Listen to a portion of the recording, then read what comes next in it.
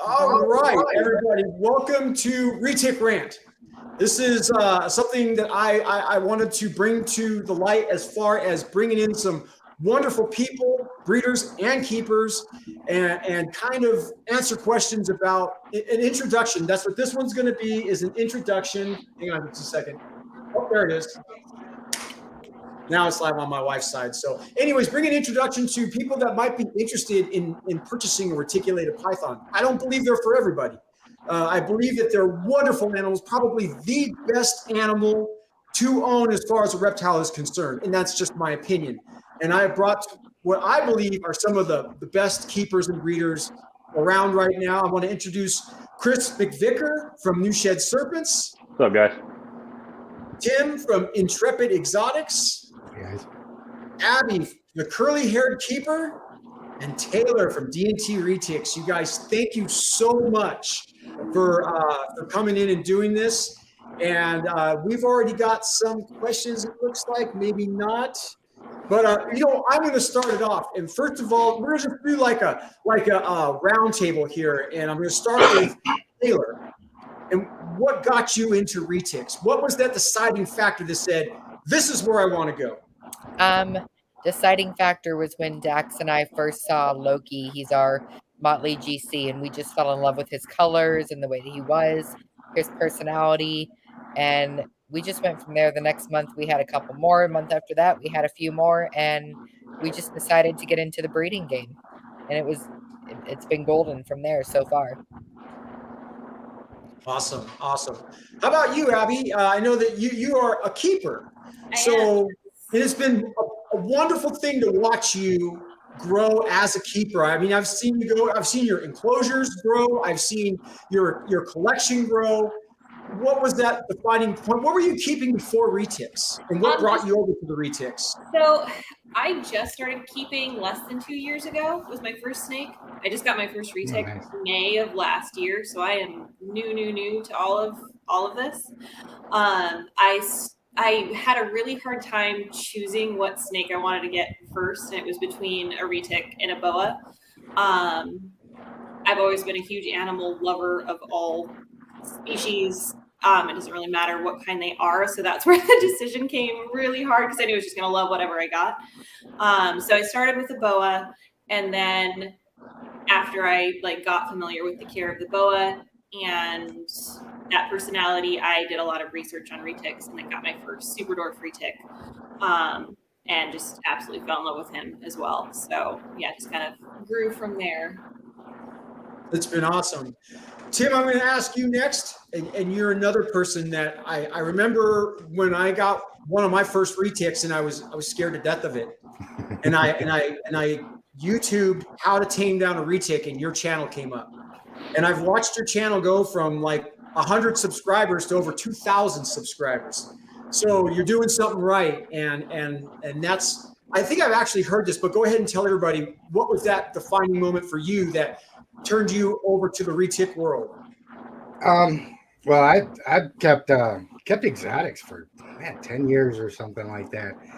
Started mainly with aquariums and marine fish and stuff like that, and then probably about 5-6 years or something like that, really started getting into reptiles. And I just had a really unique experience to work with a lot of really big Retics in one place, and learned so much from that experience. I'd already had 2 Retics, but just learned so much from all of those interactions in such a short period of time, and seen so many people that were breeding, and hundreds of eggs and new snakes going out. But there's hundreds of questions from folks too, that are just like, man, what do I do? My snake don't want to eat. It looks like it wants to kill me and all this. So, it just, there was an opening there in the community that needed something that wasn't sensationalized, that wasn't, fighting for eggs and all that crap that you see. Yes. Where people can genuinely go in and pay attention and learn how to read their snakes and learn how to not get hurt, learn how to be safe, keep them happy and stuff. So that's it. It's all just kind of evolved and snowballed, and it's been a pretty cool experience ever since the channel. Like, my channel started last October, so just over a year now. So it's been doing pretty good since then. I agreed. If you're not following Intrepid Exotics on YouTube, I suggest highly that you go over to his channel. He's got some wonderful content and some wonderful animals. Chris, you're the next one, man. You're my favorite guy, man. I swear to God, I speak very highly of you to everybody I talk to. And the funny thing is that when I talk to some people about you, you've been around a lot longer than I know about, and they call you like the old veteran in the retic breeding world. So I know that you've got some stories. I'd love to hear how you got into the retics. So I got my first retics, I want to say about 16 years ago, and I did it way the wrong way. I was working for a ball python keeper at the time, and he's like, "Hey, do you want to get rich?" And I was like, "Well, I mean, yeah, don't we all?" Just, kind of joking around. And he's like, "Well, how about we get into retics together?" And it just kind of exploded from there. I went from having 2 in my personal collection to 4 or 5, and these were all adults when I got them. So 4 or 5 that he got, and then he got like 10 more, and then 20 more, and it snowballed. So it was a mess, but I wouldn't have done it any other way. I mean, I've learned a lot over the years, and I love retics. They're just a really smart animal, and to have them this long, you got to really have a passion for them because they're a lot of work. Yeah. Yes, they are. So one of the questions, and there's a lot of people in the chat right now, and I want to encourage people, if you have any questions for these guys, please do so. I've got my wife kind of monitoring. She's going to help me out in case I miss a question. And I'm learning now how to put the question up on the screen, which is kind of cool. So one of the things, like for Taylor and for Chris, when people come to you and say, "Hey, I want to buy a reticulated python," what's the first thing you look for? You've never talked to this person. They're contacting you through Instagram or however, Morph Market. And Taylor, I'm going to put this question to you. Do you have any formal questions that you ask anybody? Because reticulated pythons are not for everybody. Absolutely. We definitely have questions. Do you have any reptile experience? If so, what have you handled? Do you have any experience with large snakes? No? Okay, well, we do recommend you go to maybe a ball python, something smaller first, move on to maybe a boa next, a little bit more size, and then, think about getting a retic because of the size. But just making sure that they have that experience, seeing how they handle maybe, if we bring one of our larger animals, how they feel, how they look, if they're comfortable, things like that. But really just making sure that they have the experience and that they're backing it up and doing their research and getting the knowledge that they need in order to keep these animals. It's not, a 3-foot corn snake. It's something much bigger than that. And it takes a lot more work and a lot more patience sometimes. I mean, they're not always the very calm and friendly snakes like we got lucky with Loki. I mean, we got some females and everyone else does that have some spice to them. And it takes time to work with them. And sometimes that spice never goes away. But I mean, time and patience is all you can do. And I'm still learning. I still gain more knowledge every single day that I, try to learn something new. So just making sure they have the knowledge, how comfortable they are, and the experience. How about you, Chris? I mean, this is a different world for the breeders today because there's so much more accessibility to Morph Market through social media. I mean, how has it changed? I mean, when somebody comes to you and says, "Hey, I want to buy a reticulated python from you," if you don't know that person, what's your protocol? So for me, it kind of depends. Like if they come out really knowledgeable on the species, they know the morphs, they've obviously done a little bit of homework. I don't ask too many questions, but I've had a lot of customers where they didn't say the right stuff, and it kind of got me wondering. So I asked for pictures of the enclosures, what they've worked with in the past, if they've had anything that's got a little bit of size to it at least, a boa constrictor or carpet python or something like that. And it kind of depends on how they come back as to if I'm going to sell them a snake or not. Back in the day, we just sold to anybody, but we were dumb and shouldn't have done that. But, nowadays it's a lot easier to fill those people out.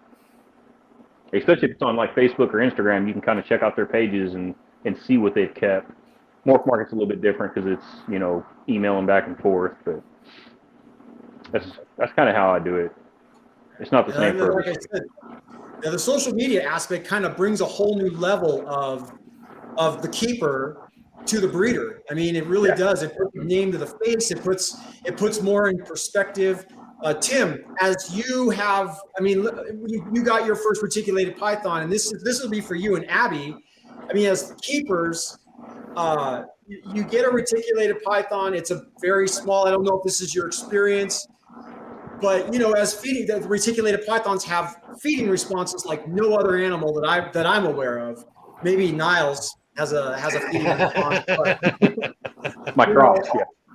Yeah. How did you deal with that? How was your first experience in making that choice to go to the reticulated python, and some of the experiences you had as a first-time keeper, and working through some of the challenges that you may have experienced? It's a good story. Before I really got involved in working with a lot of them, I took on a 12-foot male, and it had been kept in a not so optimal environment. It was every time somebody would walk by, slamming the glass. Guy was like, you feed this guy for a week afterwards, be ready for a fight. First time I opened the enclosure and I went in to do something, he charges across the enclosure. I jump back and he jumps out at me. Comes like 6 foot out of the enclosure, just fighting. And it took about a month or so to get him kind of calmed down and just shifting his environment and everything like that. But that, I think, is probably a really common situation that a lot of newer keepers have to deal with. Is they'll get that new snake. It can be a good snake from one of the good breeders like here. The transition and moving it, it can be a sweetheart here after all this stress. Now it's wired. And now the guy's like, what am I going to do with it? The snake wants to kill me. I'm sure everybody here gets those calls and stuff like that. So I think anybody's transition into getting involved with retics first is probably like a leaf in a tornado, man.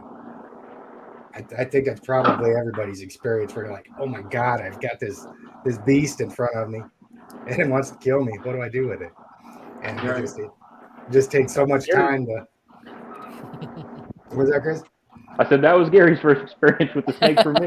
Yeah. I was going to actually ask Abby next, and then I was going to share my little story about that. But Abby, how was your experience? You got your new retic home. You got it into a quarantine situation, and how was your experience? Did you have any challenges?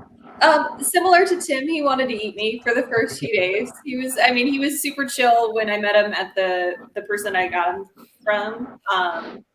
But yeah, just I was lucky because he was much smaller than Tim's 12-foot male. So I think for me, it's been really nice kind of growing up with them, starting with them, like getting them when they're younger and smaller. Because it's much less scary if a snake that's, 5 feet long is striking at you versus a snake that's 12 feet long. But if you get kind of adjust to it and get used to it, because he still strikes once in a while. He's a retic. It's not like they are going to strike at you. It's not a matter of if, it's a matter of what mood are you in right now.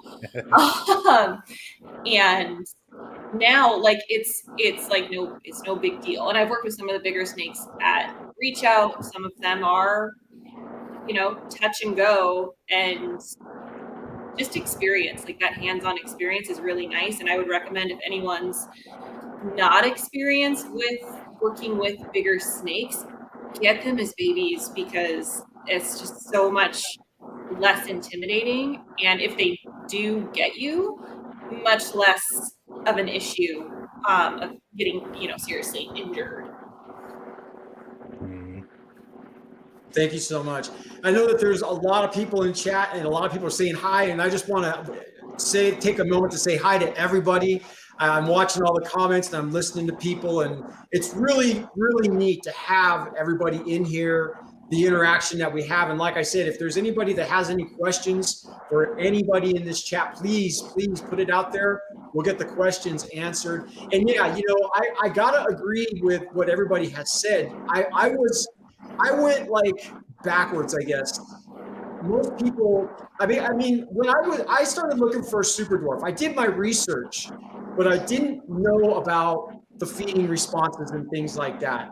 I worked with ball pythons, I worked with boa constrictors, and as keeper, right? So I wasn't really ready for a snake that when you start jiggling a lock, that it starts coming out like a torpedo to the glass, right? So I wasn't so much ready for that. And I have a good friend here, and she thought for sure that I was going to sell Cora when I got her.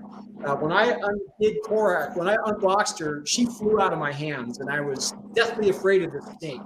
And finally, when I got her into quarantine, I got her into a bin. It was work, like Taylor was what Taylor was talking about. It was absolute work. Every day, I worked with that animal with a big jacket on, with gloves on. I was afraid of getting bit. That snake struck at air. It struck at my wife. It bit my thumb. And I was determined not to let this animal win. I was determined to gain its trust. And it took about probably 3 to 4 weeks of working with that animal, pulling it out and having positive interaction experiences. And it got to a point where she wasn't striking at anybody. I could get her out of the bin and into the bin without being struck at. And now she's like, I've had her for almost 2 years now, Chris.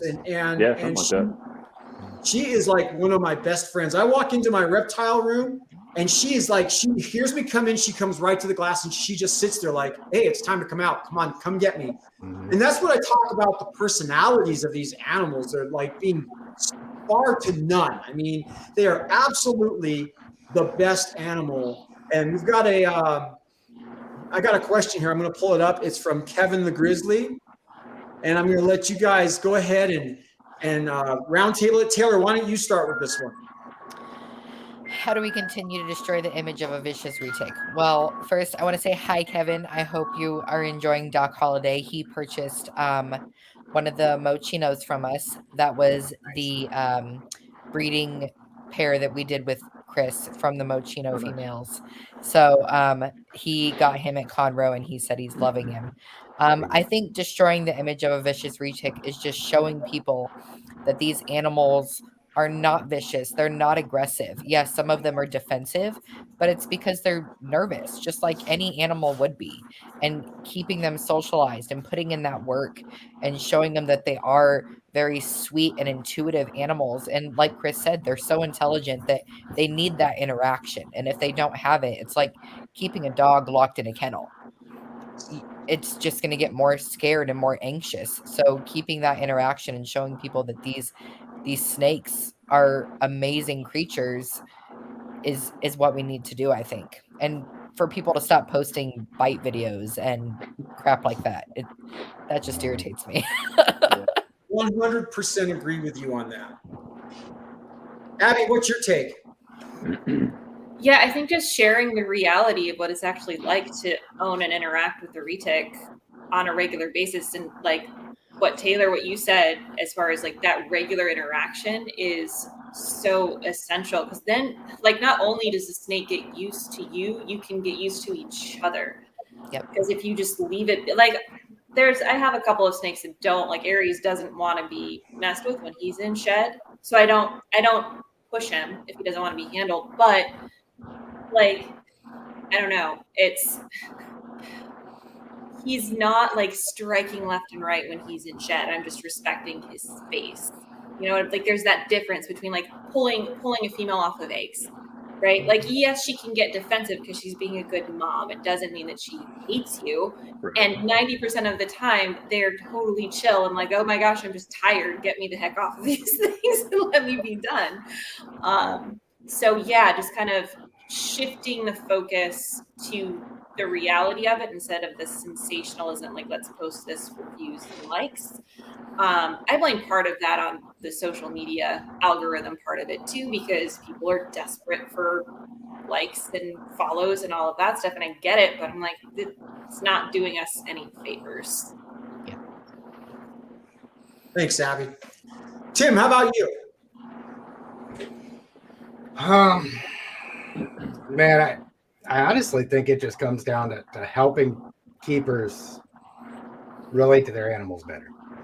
That's the biggest thing. And I've got a thing that I do, and I offered Garrett too for him to send some of his guys to me if he doesn't have time to do it. Is do video chats with people when they've got an issue with their snake. You know, I've had a lot of people from my community come up and they'll be like, man, every time I reach in there, they're striking at me. I can't get it out. I can't get it out to clean the enclosure. I was like, well, set your camera up or have somebody else film it and we'll do a video chat. That way I'm looking at the snake and I can help you read the behaviors, maybe give you some advice and stuff like that. And when you first start doing that with somebody, I think that's where the thing that I see is where retics get their vicious reputation from. When you've got to be confident working with a retic. There's the only way to make a reticulated python trust you is to handle it confidently. If you don't do that, you're just not going to be able to support it in the means that it needs to get comfortable with you. And you see so many people handling like that, and they're just poking it with a stick and poking it and poking it and poking it and poking it, and they're not wanting to get bit. They don't know what to do, and they're afraid to just do what their animal wants them to do, and that's turn off their food response real quick and pick them up and interact with them and let them feel secure with them and stuff like that. So I think a lot of it has to do with just the people that do have them, and for us to put as much time as we can into helping them become better handlers and helping them to learn their animals better. And when you see a good, confident handler working, like if I was to watch any of you other guys working with your retics, they wouldn't look like a vicious snake. Whereas we get somebody that's a little bit newer, you're going to watch that video and think, man, this dude's about ready to die. So I think that's a big part of it too. Thanks, Tim. Chris, how about you? Well, first I want to talk about Tim's. I love that idea of the video chatting. I've never thought about that. I might have to start using that. I've gotten such awesome feedback from people from that have just It's so hard to explain to somebody how a retic works and how you have to be confident and you don't want to piss it off if it's not in a good mood, and just sit there and poking it with a hook is going to do that. Right. So that's awesome. My biggest pet peeve with the vicious retic and the public seeing that is, stuff like Jay Brewer puts out with, the egg pulling, and he pisses them off beforehand so that they're all just striking at him for those views. Like, I make egg pulling videos for educational so that people can learn safer ways to do it, and they're not always vicious. Most of my females, I can take off the eggs without using hooks or shields or anything, just because if you get them soon after they lay, they're wore out and calm. But yeah, just we need to be conscious of what we put out there. Social media is so big nowadays. You can put out the wrong thing, and people are going to see that more than the good stuff like Tim does. So it's just what we put out there. We got to be conscious about that. So that brings up two very good points, and I'm going to bring up the one that I'm focused on the most, and that is knowing the behaviors of your animals. And I think as keepers, that's got to be probably the most important thing. And let's talk about that. And let's look Abby. Let's talk about understanding the behaviors of your animals. And you talked about when Aries is in shed, you leave Aries alone. I mean, how important is that? I mean, that can definitely scare somebody if you don't understand the behaviors of your animal. Oh, 100%. And I think, like Chris, what you were saying, trying to interpret that behavior with someone else's interaction with them can be challenging, because retics don't behave like a dog or any other animal that most people own and are familiar with. And I think there tends to be like, oh, this animal striked at me, it doesn't like me anymore. Like, it doesn't know, it doesn't care. Like, it's seeing its world from a very different perspective than you are, and we will never fully understand it. But what I try and do is observe that behavior as objectively as I possibly can and respond to it versus just reacting to it. So work with that animal through whatever it's currently going through. If I need, like, I had to pull Aries out twice today. He's in shed right now, like deep in shed. I had to pull him out twice because we were moving his enclosure around. And he was fine. Like, I didn't poke him. I didn't use a hook. I know him well enough that I'm like, okay, you're not bucking at me. You're going to let me move you. You're going to curl up in your humid hide, and I can just leave you on top of another enclosure and do my thing and put you back. And he's fine. Had I pushed him and like made him interact with me and like move around, he would not have been fine. And I think just knowing your animal well enough to respond and give them the respect that they deserve is so key to having that positive interaction and building that trust with them. Mm-hmm. I want to interrupt real quick, and that is so important. I was bitten by Cora. She bucked, and I had her in my hands. I looked the other way, and that's when she bit me. And it was startling. But the fact of the matter is that she bucked in my hands, and I did not listen to that behavior. So, Chris, go ahead. So it's kind of like Abby was saying, like, you have to know your animals. Back when I first got into snakes, I got a wild caught female that was 18 foot, and she was not fun to mess with. And this was like one of the first big retics I had. And Jeff Byers told me, when she's in shed, you can take her out. She's super chill. When she's not in shed, be on your game. So it's like that. You got to know your animals. Yep. I've got a Slayer female that's like 23 years old, and she's defensive. I can still kind of work with her, but every now and then, like, she'll buck me, and I know that bite's coming. So you just got to know them, man. Mm-hmm. Spend that time, get them as babies, especially if you're inexperienced, like y'all been saying.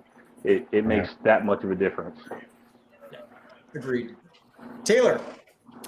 Absolutely. Just backpacking on what Abby and Chris said, time and respect for the animals. I mean, we've had Loki for, 2.5 years now. And I mean, he's always been the same, very chill. I can go in there, I can pick him up anytime. He's the same as yours, though. Abby doesn't like being messed with when he's in shed. But recently, going off of his body language, he kicked into his breeding mode. He just kicked into it. And for the first time, because I'm used to the same Loki that I've had, just like we said, retics are unpredictable. And it's not, if they're going to bite, it's when. And for the first time, I got struck by him. And I was kind of taken off my game from it. I'm like, man, 2.5 years, he's never once even struck at me. I mean, this is the snake that doesn't even strike his food. He opens his mouth and I have to put it in his mouth. And I was taken away, and I'm like, okay, like I gotta put my mind back to, yes, he's still a retic. He's still, going through phases. He's in breeding mode now. He's like, I want the ladies, and I'm gonna do anything to get to him. So just giving the animal that respect. And then after it happened, I said, okay, I understand. I see where you're at. I'm gonna let you be. I get it. But just giving them the respect and the time and the engagement that they need when it's appropriate.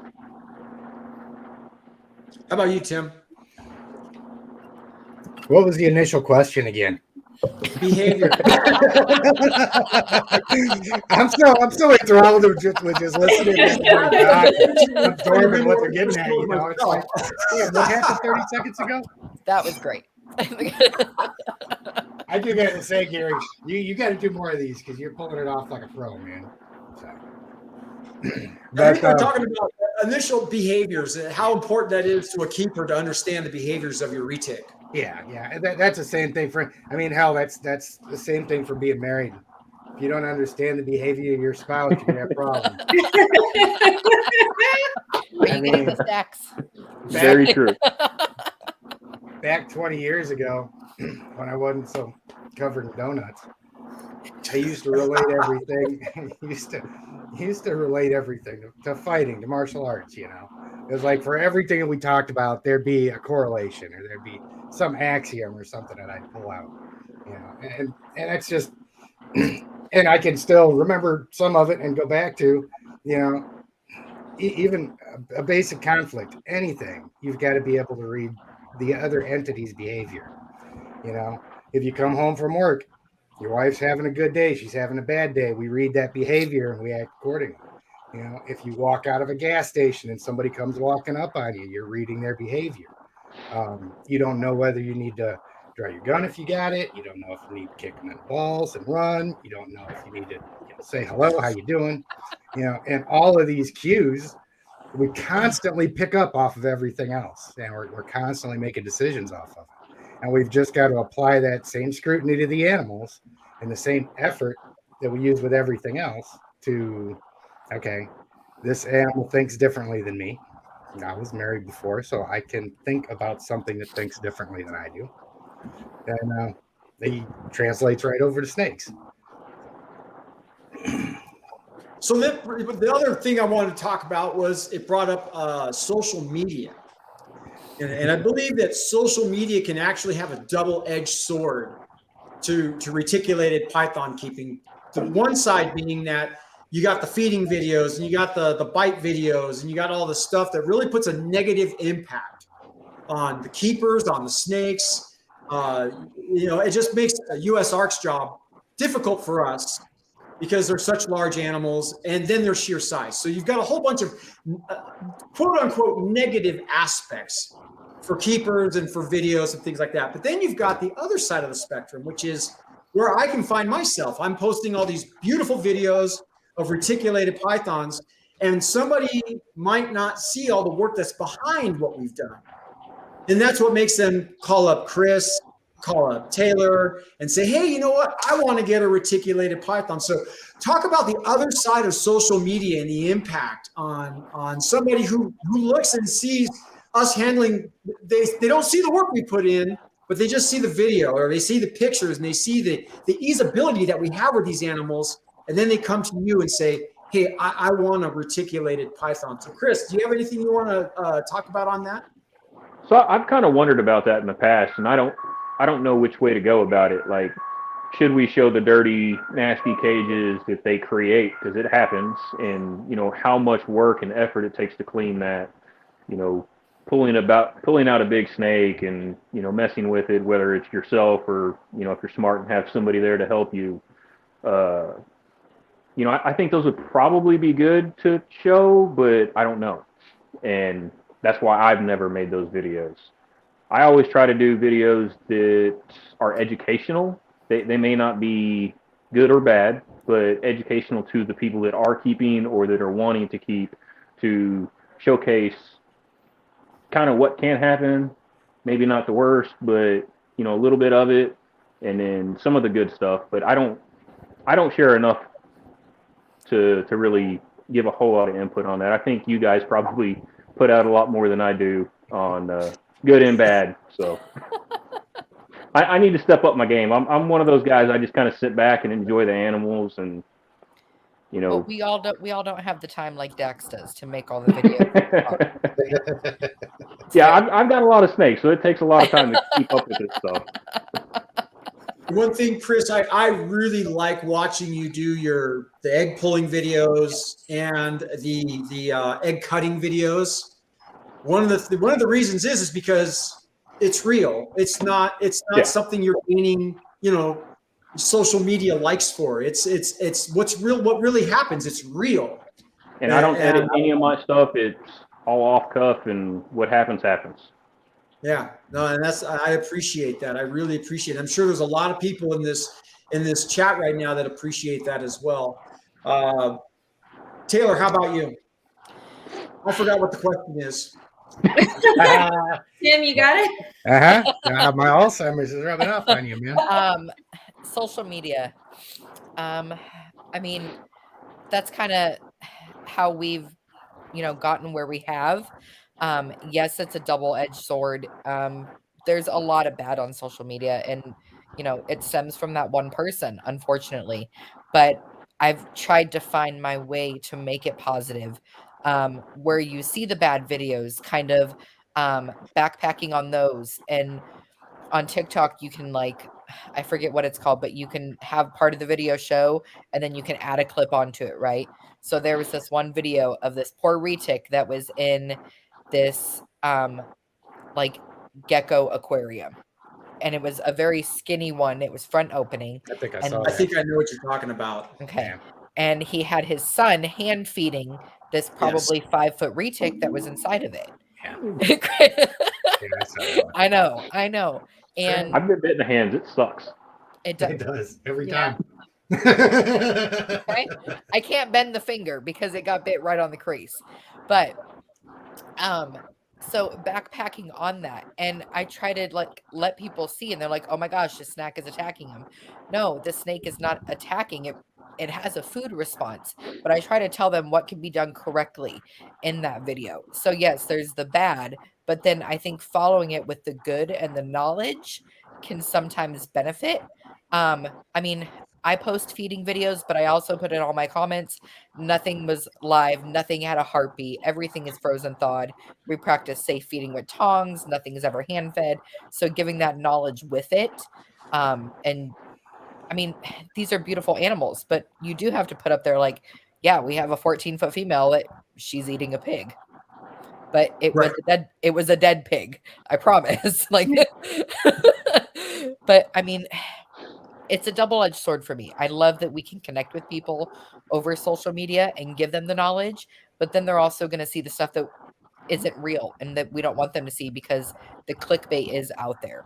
And there's nothing that we're ever going to be able to do to fully get rid of it. But if we can kind of find that 51% to where we're giving the knowledge versus the clickbait, then I think we'll be successful. There's a couple of questions, but I want Tim and Abby to go ahead and finish off this question here, and I'm going to bring the other two questions in. Tim, how about you in social media? You do a lot of social media, media. I mean, it's a gray area, and I treat the way I kind of run my life is I don't do anything that I would be ashamed to have on the 5 o'clock news. I like that. It's that simple because you don't know when it will be, I think, and actually Chris and I had a pretty long discussion about something the other day. And, I absolutely see his perspective, and he was concerned with showing bad habits, showing people doing the wrong thing. And I agree with that.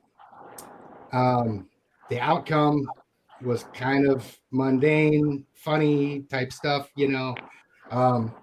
so it concerns me that we get so uptight about and so worried, and I'm not saying it's unjustified, but it worries me that we would get so worried about somebody taking something we say out of context or using it against us that the community can't enjoy itself, and we can't be honest about what it's really like keeping these animals and some of the things that happen.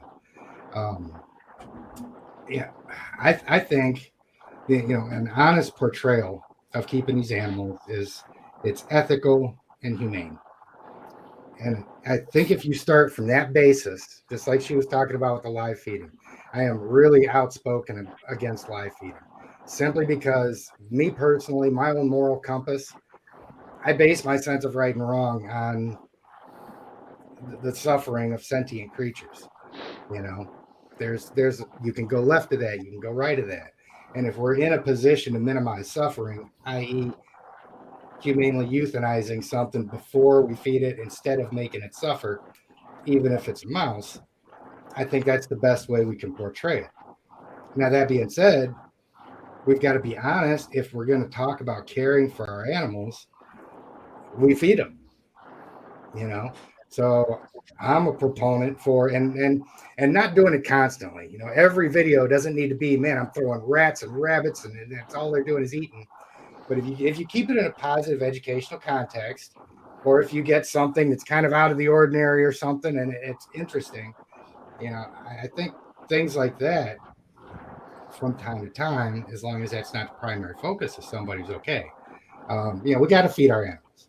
We've got to show people the proper way to do it, and then that's kind of part of it. But like I said, it's not the world according to Tim yet, unfortunately. I'm right, but everybody hadn't figured it out yet. But I mean, these are all gray areas that we've all got to discuss as a community. And we've just got to be able to do it respectfully, discuss it amongst each other. This is my point. This is your point. This is where we're going to meet in the middle. This is how we're going to present ourselves as a community. And, if the community as a whole kind of starts leaning towards, dude, don't ever show an animal eating anything, I'm going to be like, well, cool. I'll go ahead and make all of the videos that I've got on feeding private. Yeah, I don't see that happening. I think as long as we stay honest, ethical, and humane, and we show people what really goes on with our animals, that's going to help them when they really have that animal in their house. We can't sugarcoat it because we're afraid somebody's going to use something against us. That's where people are going to get hurt. So, Agreed. here's my 2 How about you, Abby? Oh, geez. So it feels like, and again, I'm baby to this community compared to everybody else in this chat. And I really love what everyone said, and I have similar comments. It feels like both social media and the reptile community as a whole is in kind of a growing pains area. So not being that uncertainty of like, how are people outside of the community going to take a feeding video, right? Like, oh, do I like censoring ourselves or villainizing each other because we're sharing something that we're worried that someone will take the wrong way? I think it would do the community and people outside of the community a positive if we were able to use those moments, like Taylor, you were saying that person hand feeding a live animal to a retic that was kept the wrong way. Use that as a teachable moment, right? Same with my snakes. Like, I don't walk around with my phone when I'm at home when I go in to get one of my snakes out and it's like, oh, it struck at me. Like, no, I'm not going to have my phone on me when I'm getting my snake out because I'm focused on the animal. But what I will do is share a video of me interacting with that animal and be honest and be like, hey, you know what? 5 minutes ago, she was trying to eat me. And now look where we're at. She's fine. This is how we got there. And I would love to see more, if you are going to share a video of a snake striking at you or the fact that you received a bite, like Tim, what you're saying is being honest about it and use it as a teachable moment so people aren't blindsided when they come in and, they see me getting Aries out of his enclosure. He's coming out on his own. He's climbing all over me and he's totally fine. And I'm like, yeah, but he's also the one that struck at me the most out of all of my. Like, it's not, you only see a snippet of it. And just giving people kind of false pretenses about what it's like to truly interact and love and respect these animals.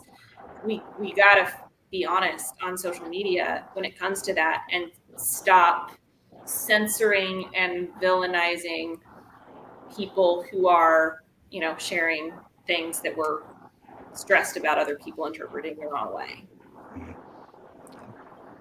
Awesome. So there's a few questions out there. One of them, I'd have to go back and find it, but it was regarding RIs, and I think the question got answered. And I didn't know if that was anything that anybody wanted to touch on. I'm not going to go back and find it. And it sounded, like I said, it sounded like it got answered. Then Jace threw a question up about substrate, and I think that's really actually a good question because I personally have used every type of substrate out there. And even now on Bioactive, I still question, am I using the right substrate? But I'm happy with Bioactive. When it comes to retics, they make messes. They pee like crazy. And I think that's the big thing is that walking into my reptile room and you've got 5 or 6 reticulated pythons and you've got 3 of them that have peed on their paper, and it's just a never-ending paper change. You change 3, you change 2, you go back, you change 3 more. It's just, what, in your opinion, everybody's opinion here, starting with Tim, what is your opinion on substrate? What do you use? Start with there. My big snakes are on paper, hands down. And one of the big reasons for that is I have seen, and this may not happen to anybody the whole time they've been keeping their snakes, but I've seen too many big retics, 16 foot plus, that push a lot, will push, their lips puff, they get a drink of water, that substrate gets stuck on there, they push some more, it drives it in, and your snakes will get abscesses that you've literally got to incise. They get so bad. And like I said, some people can keep them on substrate. They do just fine. And I never have that happen. But I've seen other places where it just happened and it nasty. So my large snakes, I keep on paper. It's the cleanest way to keep them, as far as I'm concerned. Now, like you were saying, with yours being bioactive, if you don't have issues with your snakes pushing like that to where they can be driving that stuff up into their gums, it's probably just as good for them. Yeah. And my smaller snakes, I'll keep them on shavings, cypress mulch and peat and stuff like that. Something that holds humidity really well. And my ball pythons are on that. Keep my hognose, my king snake, and aspen. But as far as retics go, I mean, I think they're fine on anything else. But once they get big, for me, paper's the way to go. It's just much easier. Chris.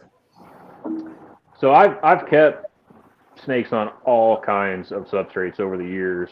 Currently, everything is on paper, and then the hatchlings are on paper towels. I don't know that any are really better. I think it's more of your situation. If you don't have a lot of snakes or really big retics, the substrate is great, like the cocoa blocks or whatever they are, and the mulch and whatnot. I used to use aspen back in the day, but just for me, for cleaning and ease, I just use paper.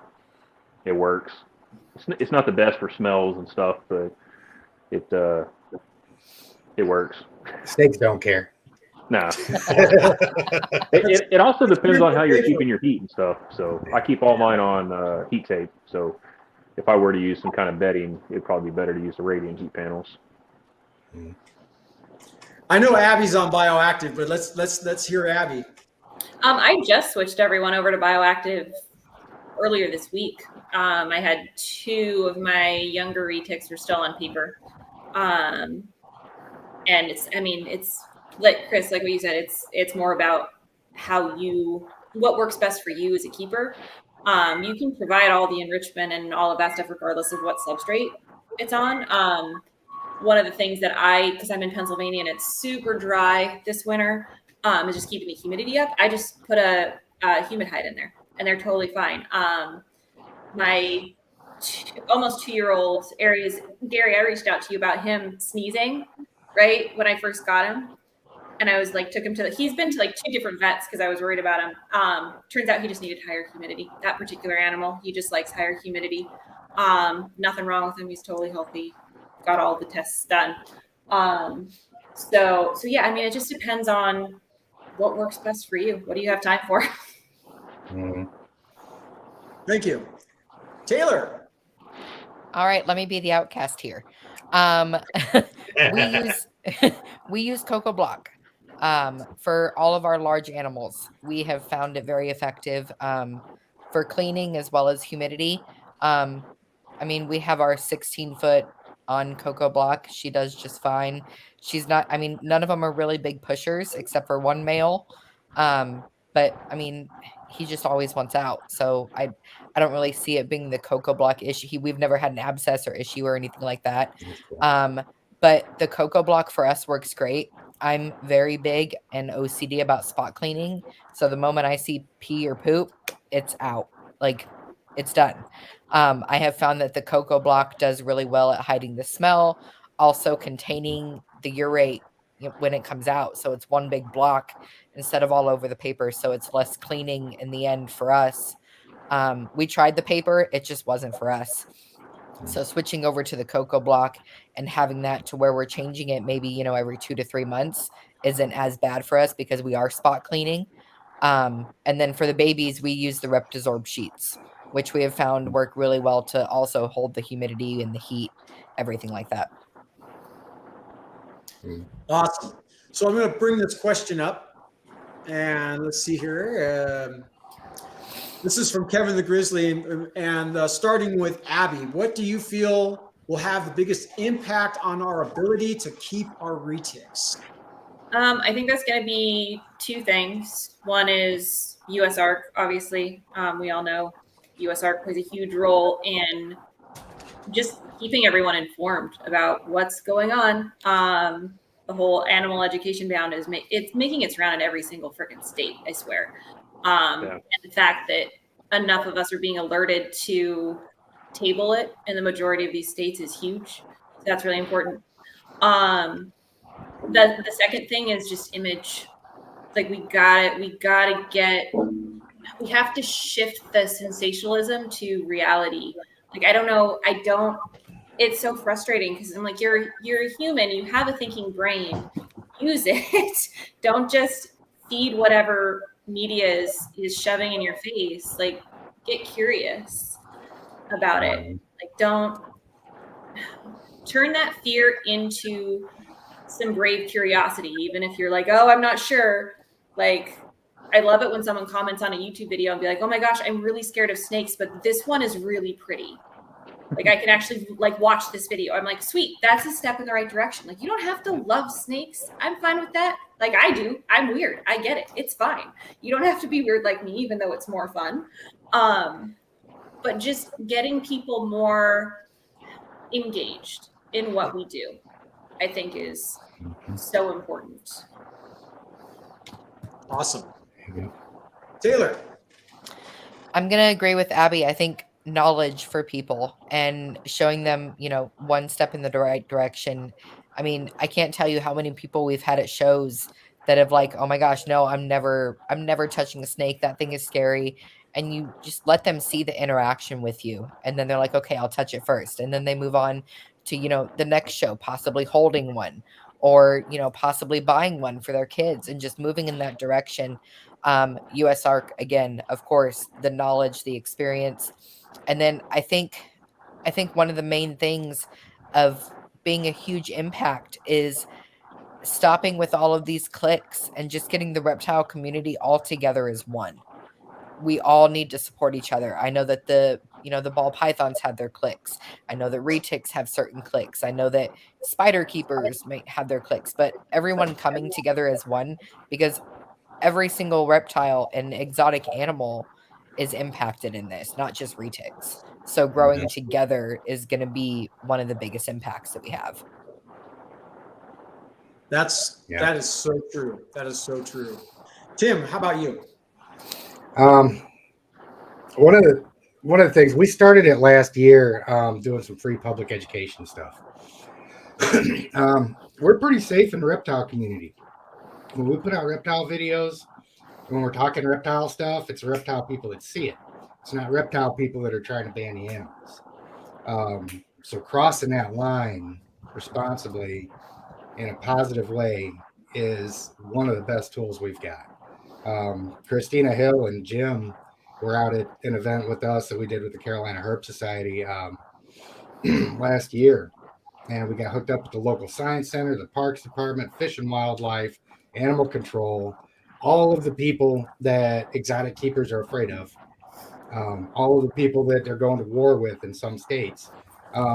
We all got together, went out to a park, roped off an area, threw giant snakes and lizards on the ground, and said, anybody that wants to come in and see them, interact with them, pull up the rope. We'll come in. We'll tell you about it. And it was a place that was geared toward a completely different kind of festival. So you get a general public in there, and you get a safe setup. And we had so many people coming in and just amazed. They're like, they had no idea how docile the animals actually were, how easy to work with they are. They seen that they weren't eating the kids that were walking by and things like that. Reaching out to people like directors of the Department of Fish and Wildlife, things like that. I've got 2 or 3 of them that I want to get set up this summer. And I want to set it up in such a fashion that it's going as far outside of the reptile community as I can. And get out to people that have never seen these animals before, where if they walked into a city council meeting and somebody's like, okay, we're going to take a vote on whether we're going to ban giant snakes or not. Half the room, 3/4 of the room is going to go, well, hell, I don't like them. Ban them. Whereas that same person, if the week or 2 before that, they were out at a park and their kid was just mesmerized by this lizard or this snake, they're going to remember that too. They're going to be like, wait, let's slow down about banning these things. So I think just reaching across into the other part of the community with free, easy access, safe public education stuff would go a long ways towards helping to normalize reptile keepers. And that way I won't have to go to work anymore with one of my foremen that always comes up to me every time I show up on one of his job sites. He's like, you're evil.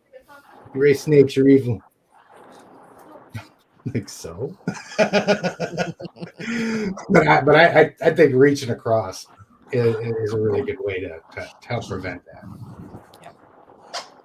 There's some really good information being put out here, you guys. I appreciate that. And everybody, please show these guys some appreciation for taking time out of their evening to come and share their experience. And Chris, you're next on this. So it's kind of caveating off what Tim said. Public opinion. I think could eventually be our downfall. People are just afraid of reptiles, and it's stuff we're taught as kids. So reaching out to schools and events and stuff like you're doing is great. If we can change a few people's minds and they can change a few people's minds, that's going to keep dominoing down. And my mom was afraid of snakes. She wouldn't even look at my Facebook, and now she does. Oh, that one's so cute. So it's just changing people's outlook of reptiles, and they're not these bad animals that just want to kill us. Mhm. And then, like US Art, what was it? Like 2 years ago, we had that loom of the ban, and it wasn't just affecting us reptile people. It was all exotics, fish, birds, everything. Mhm. I had reached out to people. I used to keep monster fish, big South American catfish and stuff. And I'd reached out to a few people, and they didn't even know about it. They never heard of US Ark. So a few of them started reaching out and becoming members and stuff. So educating other exotic communities, not just the reptile community, about what US Ark does and how they're helping all of us exotic people keep these animals that we really truly enjoy. So that's a big part too. Yeah. I agree. My wife and I, what we do is we get invited to these children's fairs out here in a couple of counties. And we've got sulcata tortoises, we've got the bearded dragons, we've got some other exotic animals, but we'll take Emma with us. And, when you got little kids and adults alike seeing this very large puppy dog tame reticulated python, their first inclination is, oh my God, that's going to bite me, or it's going to eat me, right? But then they get to handle it, and their perspective changes. Yeah. I had the whole FFA for Angels Camp, California. The girls took a picture, 4 of them with that reticulated python in their hands, and not one of them was scared. They were all smiling. They're all having a great time, and neither one of them had ever handled a snake before. So I really believe in that, in getting involved with the community and showing the community that we can keep these animals, we can keep them safely, and we can keep them responsibly. And at the same time, we can give them that opportunity to interact with our animals and not have a negative experience. Mhm. I think a caveat. Go ahead. I think a caveat that needs to be thrown on top of that, right in front of it, before everything, though, is that we don't force our animals on people. Exactly. That's something that we've got, because we talk about public education, taking them out to people that don't know snakes. You walk into Home Depot with a 12-foot snake around your neck, and people are going to shit their pants, and they might even call the police, and it might make the news, and they might be voting to ban our animals the very next month. Yeah. So that can really, be really important. Before I did that last thing, this last time, that last year, that event, I was on the phone with animal control, found out where they were. I was in their office 3 times before that event. This is what we want to do. Are you guys cool with it? You guys realize we're going to have really big snakes out there, right? And, I gave him the link to my channel. He watched it a little bit, and he's like, dude, you guys are good. We trust you. You're good. So that's a really big caveat to put in there too. I will take my snakes out to pet stores if I'm asked to, because I do have a couple people out here that have asked me to bring a snake down. When I do that, I cordon off a corner. I sit there with it. Anybody that wants to know about it can come up. But we really got to make sure that in the interest of trying to educate the public, we're not going, look at my snake. Right. Yeah. No, that's very true. That's very true. Like I said, I got a couple more questions. I'm going to put this one up from Ben. Ben, how are you doing? I don't know if you're still in the chat, but thanks for joining us. And I think this is an important question, because when you buy a brand new baby reticulated python, you can normally keep it in a 4-foot enclosure for its first year or so, if it's mainland. And once it starts to grow, even this, I don't think that this enclosure is going to be big enough in a year or so. And that's why I want to put her into a bigger cage. So when you have a large 14, 16, 18-foot reticulated python, what do you keep? What size enclosures are you keeping them in? And I'll start with Chris because I'm sure that he can quickly answer that question. So currently, my biggest cage is an 8 foot by 30 inches deep by 18 inches tall. And my biggest is probably 15 footish. Now, that's not saying you can't go bigger or bigger is wrong, but to me, that's kind of like a minimum for that size animal. You know, you want them to kind of be able to stretch out, and if they can't wrap around the cage, it needs to be bigger. Most of the time, they do stay coiled up, but they need a little bit of room to stretch. How about you, Taylor? I'm gonna agree with Chris. Right now, our biggest is in a 6 by 2.5. Getting into a house in October, we're definitely gonna be getting our females an 8 by 2, 8 by 2.5. We just want them to have more space, but like Chris said, you can go bigger, you can go, as big as you want to. Some people think that the bigger the better. But I think a minimum for a male and female, up like starting at the 10 to 11 foot range, you need a minimum of 6 by 2.5 and going up from there. Absolutely. Abby. Well, I don't have any big ones. All of mine are super dwarf or dwarf. So, but my plan and the way that I have mapped out my space that I have for my current reptiles, any future reptiles I would like to get, all of my snakes will have enclosures at their adult size that they're able to stretch fully along one side. So I'll probably have some 10 or 12 foot long enclosures. And then just depending on how they utilize their space as they grow will dictate how tall I give them. Because some of them like to climb, some of them I think would be a little intimidated by that space. So that's the other thing, is just reading your animal, because not all of them want that much space or will do well in that much space. That's why I have a pet peeve with people being like, if you don't keep this way at this size, then you're doing it wrong. I'm like, no, I'm not. Stop fighting. So yeah, that's my plan. But again, I'm going to let my animals tell me what they want and go off of that. Yeah. I think it has a lot to do with how you interact with them too. You know, if you've got animals that you can't interact with a lot, it's better to give them a little bit bigger enclosure with more room to climb around on their own. Yeah. Whereas, as soon as it gets over 80 degrees out here, I'm dragging all my animals out in the backyard. Yeah, like this year is so he's in a 6x4x4 right now, or 6x2x4 right now, and he still wants out all of the time. I'm like, I could have a whole room for you and you would still want out all of the time. So that's just, I mean, it's, again, It just depends on the animal. Mm-hmm. I think there was another question. What did you say, honey? It says, Kevin Wilson said, what is everybody's opinion about regarding mammal versus fowl for feeding adult retics? Mammal versus fowl, like rats versus. So feeding your animals. Do you have a preference? I mean, as a keeper, I've always been told to change it up.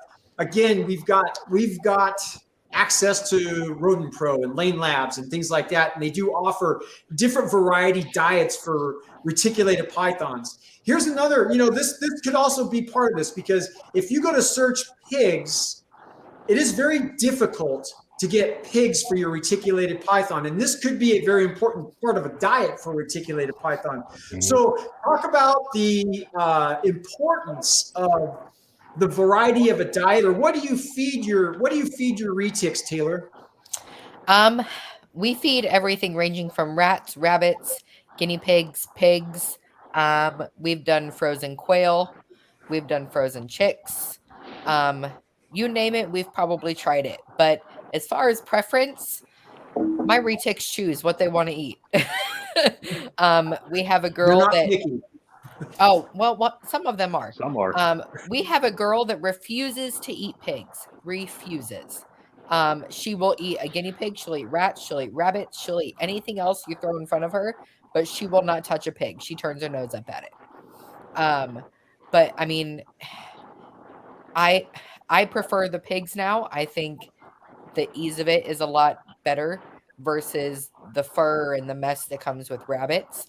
The stool from Retics can get a little bit softer with pigs, but I mean it's nothing terrible.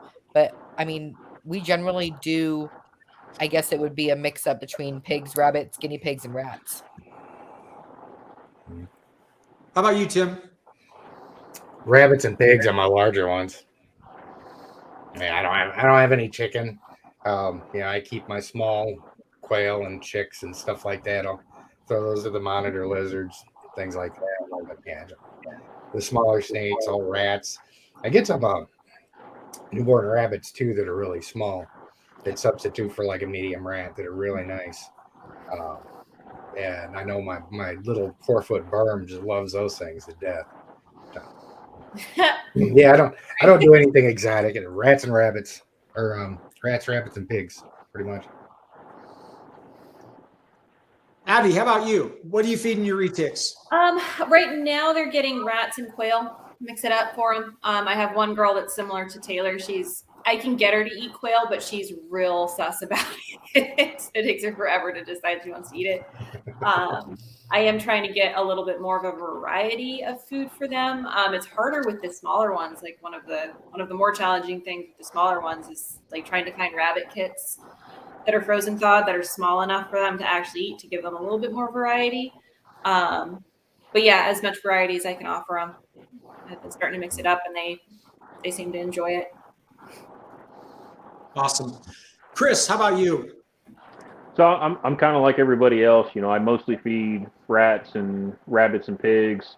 I used to get chickens for free from a buddy of mine that raised a bunch of chickens, and I didn't like it as much. It didn't seem like they put on the weight like they do with the other prey items, and they defecate the feathers. They don't like break it down. So chickens is about the only thing I don't really like to feed, but everything else is fair game. I try to change it up every now and then. I'm trying Reptilinks too pretty soon. I got my first order of those coming. That's funny because kind of curious about this. I order Reptilinks, my retics wouldn't touch it. They would Really? not touch it. I think I get it mainly for my lizards, but I've never used them before, so I Dax figured was I'd try it asking on the about hoggies. those. He was asking about those for the babies to see if it would, like some of the babies that wouldn't eat, right? The hatchlings that are taking forever to get eating, seeing if the reptilinks would be easier. And I just thought about it. I'm like, that can't be easier trying to stuff a sausage down than a pinky mouse. Yeah, I wouldn't think so. Real quick story. When I purchased my Slayer from Chris, I found the Reptilinks website, and I thought, it's rabbit, right? So maybe that would be a kind of a cool thing to try out. I mean, this is an animal that's just absolutely slamming pinkies with no problem whatsoever. And I put that Reptilink in front of her, and she looked at me like I was stupid. Like, what is this? She turned the other way. It was like absolutely How no dare interest. you? Exactly. No interest whatsoever.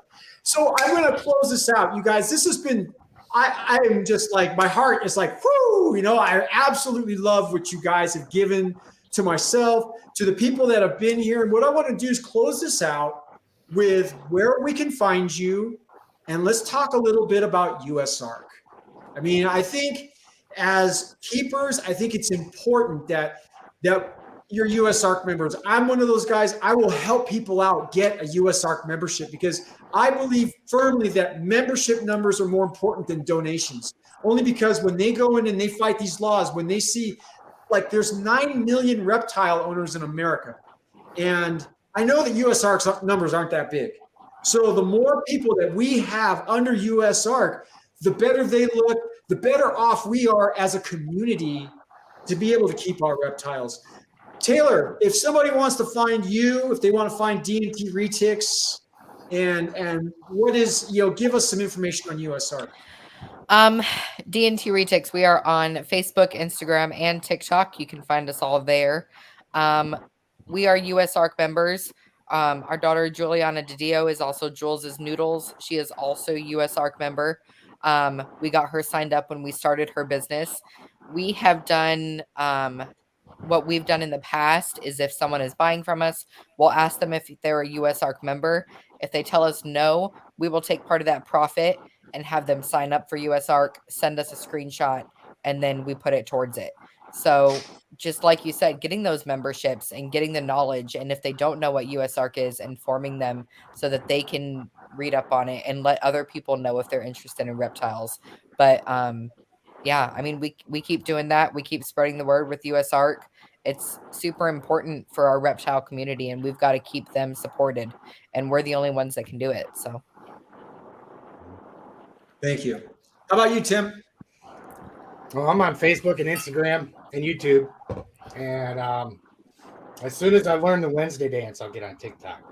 So, it's taking a while. I would watch that. Old, and I'm a white guy. And I'm a dude. So, like I said, as soon as I get that figured out, then I'll get on TikTok. For US, Hey, I'm glad to see you on Instagram now. yeah, I know. And I still don't use it as much as I probably should. But I mean, I really try and push everybody that I can over to the USARK YouTube channel. The more people we get involved in that, it's such a great resource for anybody, you know. And I put out a video for them a couple months ago. Put a video up on USARK YouTube channel, and it's just it's such a good resource. If Phil goes out to a state legislature or something, if we can get enough good content on there where he says, look, guys, just go watch some of these videos, watch some of these keepers, and educate yourself a little bit on what it's like keeping these guys. We don't have a lot of that content on there yet. A lot of it is trying to convince everybody that's not already a member, this is why we need to support USARK. And that's a good thing to do. We've got to push that. And I'd like to see that channel go in a direction that's geared more towards lawmakers too. You know, just another avenue. You know, if we make it all like spokes on a wheel and just go at it from every direction that we can, yeah, I think that's the only way we can really secure being able to keep these animals and being able to dodge some of these bad laws that are coming down the pipe. And just making sure that people have a relationship with freaking reality. Pet peeve of mine, and on a very personal level, is people saying things that aren't true. Yeah, I try and bite my tongue most of the time. I don't care what the topic is. If I see something and I see it's a bald ass lie, or it's a rumor, or it's something that's just not true, or it's just there to spark emotions and fire people up, typically pretty quick to say something. I try and keep that as calm down as I can. But I mean, that's all stuff that still ties in with just having a relationship with the reality of keeping reptiles and expressing it honestly. Yeah. Before I bring Abby into this, I want to just, USARK has a code of ethics as reptile keepers that we all should be following as members of USARK. And I think that it's one thing for us to say, hey, we're USARK members, but I think it's another thing to check and make sure that we're following their guidelines, or what they post on their website, what they look at as responsible reptile keeping. I mean, I think that's super important that we all take a look at that. Abby, how about you? The curly haired keeper, YouTube, Instagram. I post on TikTok sometimes. TikTok's a weird place. You do the dance? You do the dance? I do dance, but not on TikTok. I'll do it with you, Tim. If you learn, I'll do it with you. Hell. Retic Fest is going to be stupid. Oh. Make a donation to USARK. Tim and I will dance for you. It's going to be really weird, Retic Fest. Anyway, moving on. I got my first snake September of 21. I was a USARK member a couple months later. So I think as a new keeper coming into this, definitely it seems to be very findable, and you kind of realize the importance of it pretty quick as a reptile keeper. So I think that's great. Again, like what Tim was saying, upping the YouTube members. I always tag USARK on my YouTube videos. Like, go subscribe to them. Even if you don't subscribe to me, please go subscribe to them. It's more important. Yeah. That's all I got. Thanks, Abby. OG Chris, take it home. All right, so I'm on Facebook, Instagram. I do have a TikTok. I don't remember if it's New Shed Serpents or Chris McVicker. I don't post a whole lot on there, but every now and then I feel like posting something.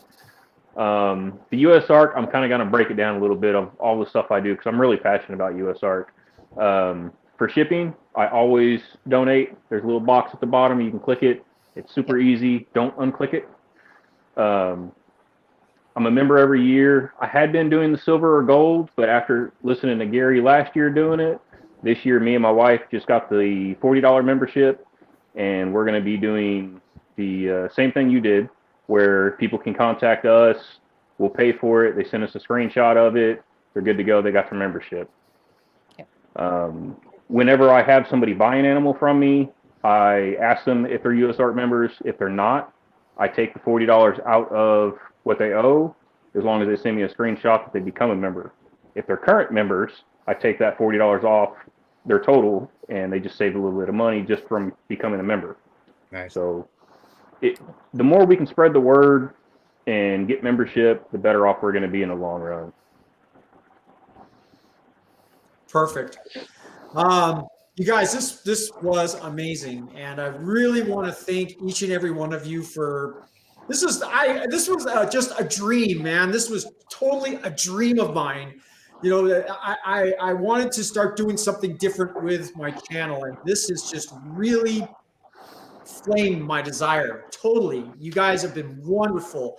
I also want to let everybody know that next month, I think what I'm going to do is couples as retic keepers. And I see a lot of comments about bring Dax on, bring Dax on, bring Dax on. So, so we'll see what happens with that. But in April, I've already got it's going to be about US Arc. And I've got a US Arc. Somebody from US Arc is going to be a special guest. I'm going to just tell you, Vanessa is going to be a special guest on that episode. And I'm going to bring Lady Tiz Exotics in, and we're going to bring a couple of other people. We're going to do the same thing, but I think it's important. I think that if you're going to own reptiles, you should be a US Arc member. And if you don't have the ways and means to be a US Arc member, there's plenty of people here right now willing to help you out so that you can help out. So, again, you guys, if you got any final words, what are they? Become a US Arc member. Yeah, that, and Gary, thank you so much for putting this together. This was Thanks. I don't know like a whole lot. I know Gary most the best out of everyone here, but it's great to like talk and get to know everyone better. Like that's what this community is all about. Yep. Yeah, exactly. And Dax doesn't need to be on. Yeah, I think you could get participation, anything. You know, the ball python people, there's 30 stations out there, 30 channels out there that have got 15 ball python people on 3 times a week. And we don't have too many retic folks. So I'm quite certain if you put this on every week, you get 5 different people like that. Oh, yeah. Guaranteed. Yeah.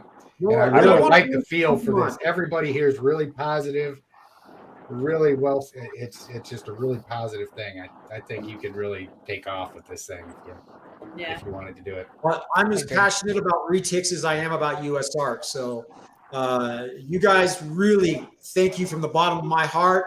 I want to thank everybody that chimed in. If we didn't get your questions, I'm sorry. But boy, this just flew and flowed. So I thank you guys, and that's it. This is a wrap.